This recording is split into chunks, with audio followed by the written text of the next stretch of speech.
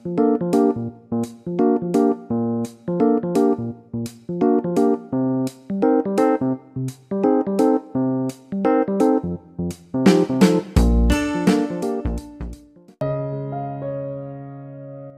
semuanya, welcome back to my channel. Di video kali ini, admin akan membahas Mushoku Tensei episode yang ke-16 part yang kedua, sesuai dengan versi di manganya. Nah, sebelum kita melangkah kepada video pembahasannya, alangkah baiknya teman-teman yang suka dengan spoiler mohon dukungannya dengan cara subscribe, kemudian like, kemudian share agar video ini bermanfaat informasinya untuk kita semua nantinya.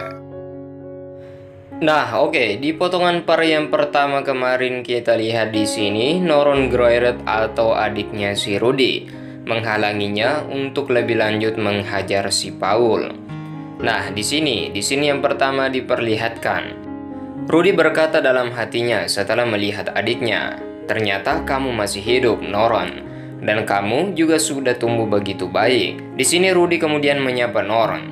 "Mungkin kamu tidak ingat, aku adalah kakak laki-lakimu." Di sini, Noron tiba-tiba berteriak, "Tidak, jangan mendekat, dasar tukang bully." Rudy berkata dan kaget, "Hah, tukang bully?" Rudy kemudian melanjutkan, "Ini cuma kesalahpahamanmu saja." Di sini Noron berkata, "Papa sudah melakukan yang terbaik, menyerang Papa adalah hal yang sangat kejam," kata Noron. Di sini dia berkata kepada Paul, "Apa kamu baik-baik saja, Papa?" Paul berkata, "Ya, terima kasih, Noron." Paul berkata dalam hatinya, apakah itu adalah kekuatan ilahi yang dimiliki oleh si Rudy? Mantra syair. Di sini pukulannya sakit sekali. Noron berkata, "Menjauhlah dari kami." Rudy kemudian berkata dalam hatinya, "Apa-apaan ini ekspresi yang ada di muka Paul dan juga Noron? Apa memang ini ekspresi yang harusnya mereka tunjukkan padaku setelah tidak melihatku sekian lamanya atau 4 tahun?" Di sini Paul kemudian berkata, "Rudy, aku adalah pemimpin dari regu pencari Vitoa yang tugasnya mencari orang-orang yang telah diteleport oleh bencana itu." Paul kemudian melanjutkan, "Kebanyakan anggota dari regu pencari juga merupakan korban dari teleportasi, termasuk Vera dan juga Sarah. Mereka adalah orang yang bisa kau percaya pada saat ini." Di sini Rudy kemudian kaget. "Regu pencari," katanya.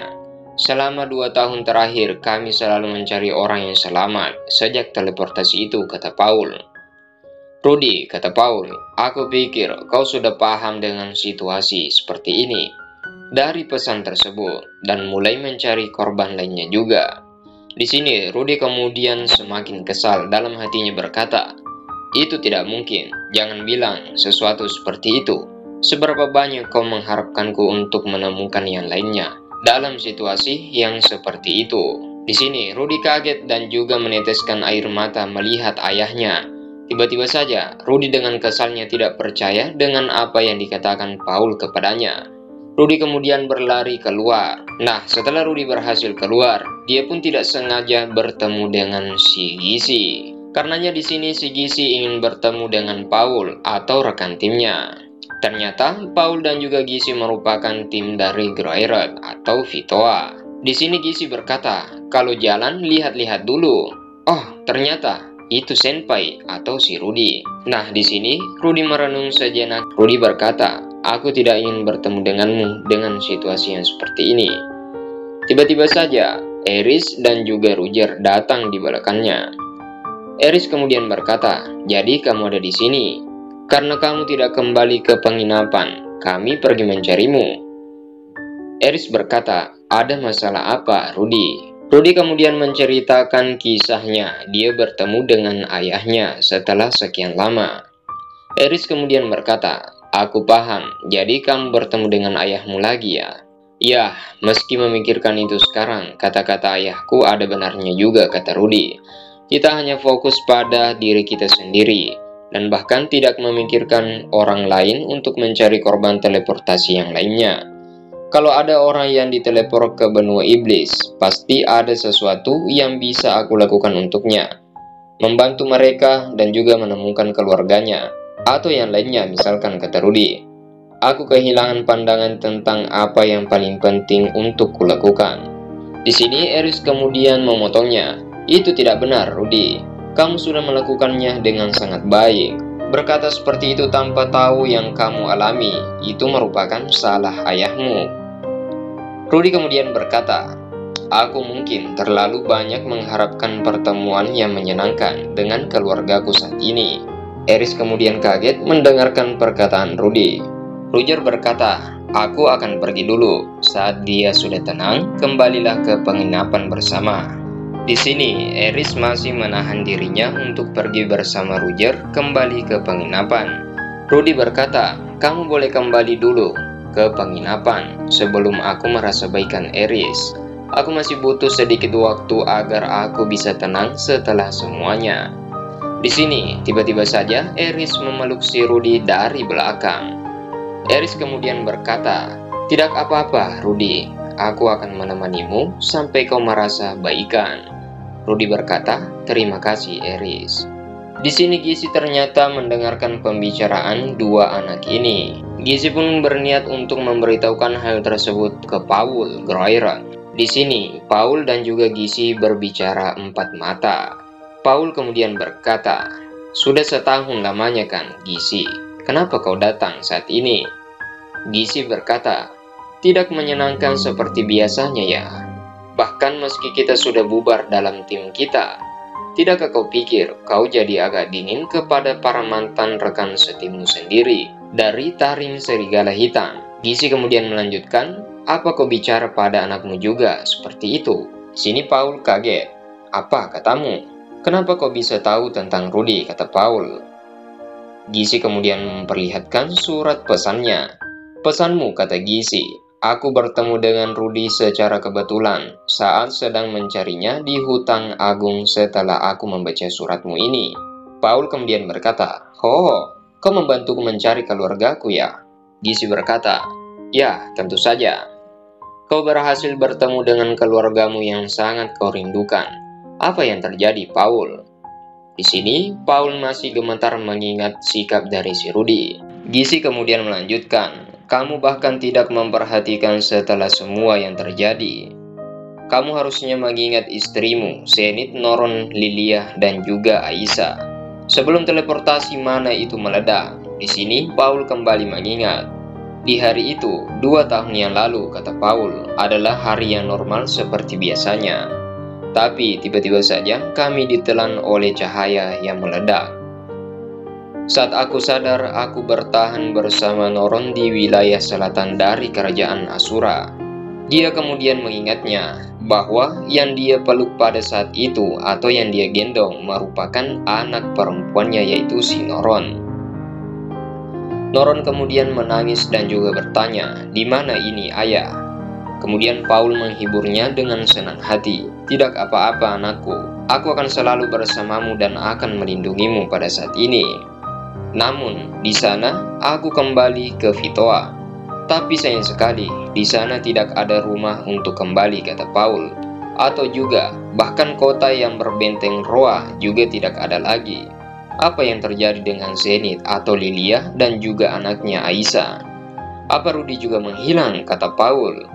Bagaimana jika setiap orang diteleportasi ke tempat yang berbeda dan juga sangat berbahaya? Dia sekali lagi mengingat bahwasanya dia menghibur anak perempuannya. Tidak masalah, kata Paul. Kemana kita pergi, ayahmu akan selalu bersamamu, Noron. Lihat, tidak ada yang perlu dikhawatirkan. Sambil riang gembira, Noron berkata, iya. Paul juga kemudian berkata dalam hatinya, sambil melihat wajah anaknya yang imut yang tersenyum itu. Sekarang Noron, aku tidak memiliki siapapun kecuali dirimu. Paul kemudian melanjutkan dalam hatinya, aku akan melindungimu Noron, tidak peduli apapun yang terjadi. Ini terjadi saat aku sedang mengumpulkan informasi tentang teleportasi di kota terdekat. Paul juga bertemu dengan seseorang, yaitu pelayan dari Boreas Groira. Namanya adalah Alphonse. Di sini, Alphonse datang bertemu dengan Paul untuk merekrutnya kembali. Kelihatannya, Alphonse mendengar tentang aku dari Philip. Dia mendirikan kemah pengungsian dan mendekatiku untuk bekerja sama denganku dalam mencari orang-orang yang hilang karena teleportasi mana itu. Kemudian kami pun setuju dan membuat pesan melalui surat. Pasti tidak akan lama, kata Paul, sebelum mereka semua ditemukan. Tapi sayang sekali itu tidak terjadi. Sambil meninggalkan pesan di berbagai tempat, aku pun melanjutkan pencarian fokus di Mirision, kata Paul. Di bawah slogan dari menyelamatkan semua korban, aku menggunakan nama keluarga Groiran, pengaruh keluarga Zenit di Mirision, reputasiku selama menjadi petualang, dan semua hal yang bisa aku gunakan untuk pencarian. Dan terlepas dari itu, 1 tahun telah berlalu tanpa menerima berita apapun tentang keluargaku. Di sini, dia pun menerima surat sebelumnya. Paul kemudian membaca surat itu. Orang-orang dari desa Buena meninggal, dan di atas semua itu, bahkan Saurus Boreas meninggal. Rasa dingin yang mencekam selalu turun ke tulang belakangku pada saat itu setiap aku menerima berita kematian. Baru-baru ini jumlah kematian yang dilaporkan meningkat, dan juga banyak kasus di mana kami terlambat 1 langkah. Paul kemudian mengingatnya, bagaimana jika keluargaku sudah masuk dalam hal itu? Semua derita dan juga bayang-bayang perkataan itu berada di pikiranku saat teleportasi itu terjadi dan juga aku membaca suratnya. Dan di sini aku melihat Zenit di dalam mimpiku, bahwa dia mengatakan, selamatkan kami lebih dulu. Terlepas dari itu, aku bertemu dengan Rudy di sini. Harapan itu hancur dalam sekejap, karena perkiraan yang aku inginkan tidak sesuai dengan yang dilakukan oleh Rudy. Paul menceritakannya kepada Gizi secara terang-terangan dan juga sangat jujur. Paul kemudian berkata, sial, hanya memikirkannya saja membuat rasa sakit ini muncul kembali. Rudy, dasar anak itu. Di sini Gizi kemudian berkata, karena Paul sudah menceritakan semuanya. Dia berkata, aku paham. Tiba-tiba saja, di sini Gizi mengajak Paul untuk turun ke bawah kota Mirision di gorong-gorong. Gizi berkata, ikutilah aku sebentar. Paul kemudian kaget, ini kan gorong-gorong bawah tanah dari kota Mirision. Gizi berkata, benar. Paul kemudian berkata, kenapa kau membawaku ke tempat seperti ini? Gizi kemudian berkata, baru-baru ini aku dengar berita yang meresahkan tentang tempat ini yang dihuni oleh monster yang sangat besar. Dan khususnya yang satu ini, ranknya cukup tinggi atau mencapai tingkat kesulitan. Di sini sebuah monster ada di hadapan orang berdua ini, Paul dan juga Gizi. Di sini Paul kaget bukan heran. Apa-apaan monster itu? Gizi berkata, itu adalah monster ranking B, Dorin Chimera. Ayo lakukan yang terbaik untuk mengalahkannya.